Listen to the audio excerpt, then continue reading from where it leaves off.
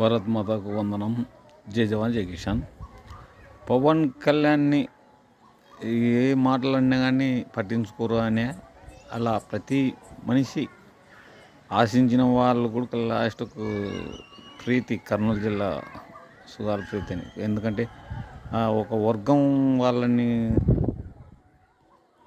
దూరం చేసి ఓట్లు వేయరు అని ఎలా నీచంగా తయారై మాట్లాడుతున్నారు. అదే ఆమె నయం కాలని నయమే చేసినాడు ఆయన.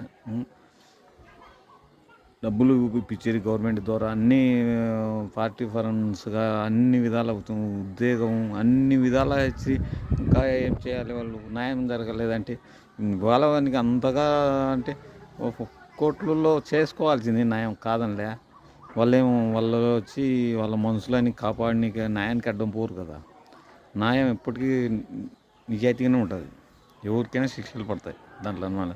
అలాంటిది పోయి పవన్ని అరెస్ట్ చేయంటే ఇంత హేళన ఉంటుంది.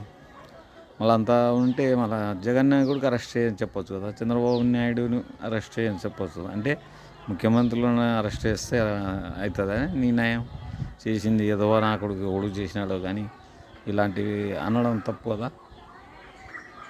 ఇది గవర్నమెంట్ పరంగా అంటే వైఎస్ఆర్ గవర్నమెంట్లో జరిగింది సమస్య, లేదంటే లేదు. మళ్ళీ నువ్వు అక్కడ ఇక్కడ పోయి బదనం చేయాలని ఒక అన్నం పెట్టిన చేయని నరుక్కోవడం అంటే ఇది ఉన్న చోటున కొమ్మని నరుక్కోవడం.